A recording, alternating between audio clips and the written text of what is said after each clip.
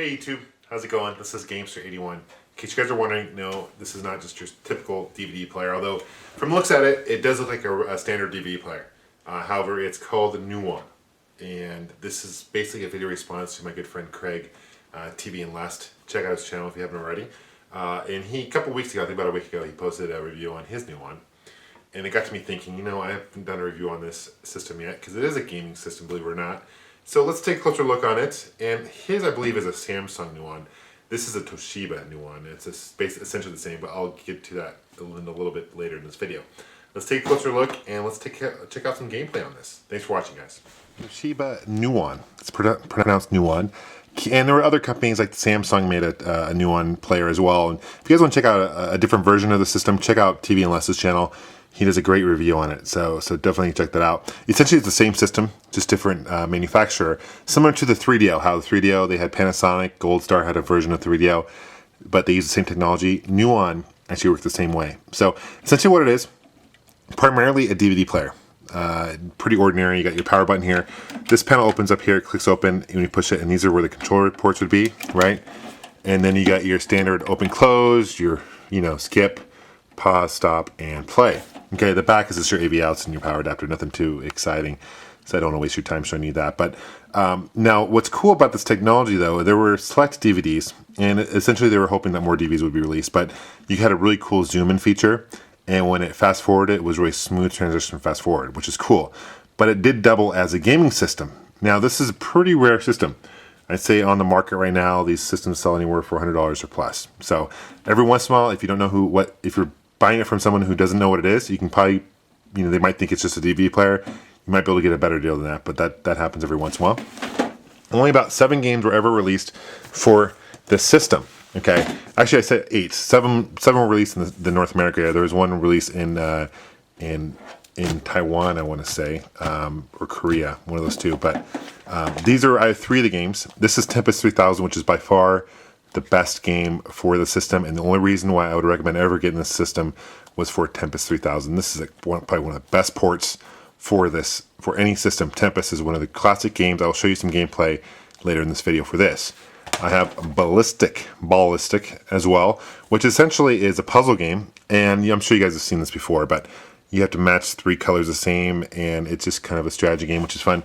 And I have this one right here, Freefall 3050 AD. This is still sealed in case. I haven't opened this yet. And essentially it's a kind of a parachuting, skydiving game. So, graphics are decent. Here is this. Now, this is kind of interesting. I bought the system a while ago, and I didn't have a controller for it because there are aftermarket controllers you can get for it as well. But I do have I had to buy a remote for it too. This is a Samsung remote, so it will work, but this is interesting. It's just kind of a different company makes that. Also, this is a Samsung controller, but essentially, the Toshiba controller looks exactly the same. This controller reminds me a lot like the Pippin controller. I don't know if you saw my review of the Bandai Apple Pippin controller, but essentially it kind of feels the same. I'll tell you that the controller is probably the weakness of the system. Very cheap buttons. You've got your BA buttons here, and then you got these unmarked buttons right here. And this is your N, and this is your start. So this is kind of like a select, your bumper buttons.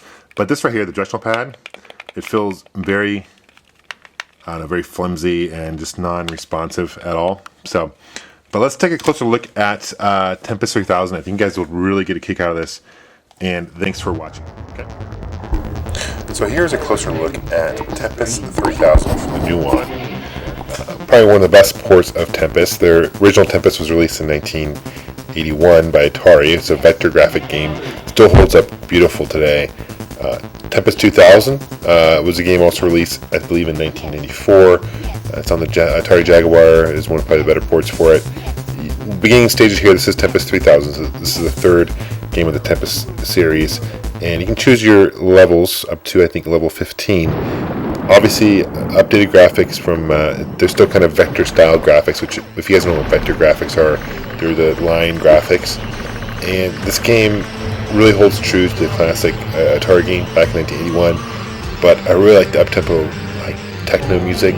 I really feel like I could just have glow sticks and just do a rave or whatever. But in all seriousness aside, this game really is a lot of fun. This game came out in 2000. I believe it's year 2000. Jeff Minter is the developer for this game, same guy who helped develop the first Atari Tempest 2000 for the Jaguar, among other games. He's been programmed for a lot of classic games. This game is very difficult, and the object of this game is basically you're this ship, and you're supposed to shoot these enemies coming towards you, and there's bullets and stuff, and spikes, and there's various things. This game has new enemies, new levels. There's hundreds of levels. They progressively get harder, and as you can see, I just died there. But it doesn't get old. I mean, you can get lost in this game for many hours. And if you do have a Nuon, please do yourself a favor, get this game. And if there is any reason to get the Nuon, this game is it. This game is fairly rare. It does sell for a pretty penny on eBay and other sites and stuff, but because it's such a high demand game for the system, nevertheless, it's definitely worth it, because big fan of this game. Other games, not so much, unfortunately. But see those enemies on the side there? They can actually grab you and pull you in as well.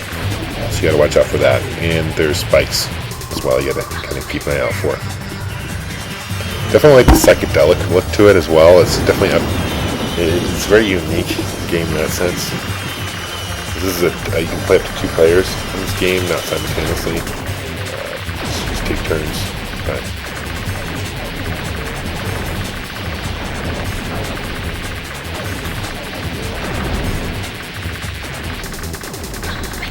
there's so much going on, especially in the later stages. There's so much going on, and it's a very difficult game. There's different weapons you can get.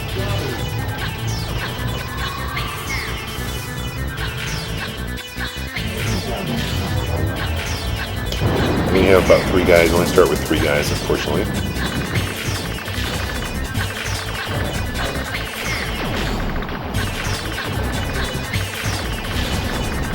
But thanks so much for really watching, guys. I really appreciate it. Until next time, happy gaming. Take care. Bye-bye.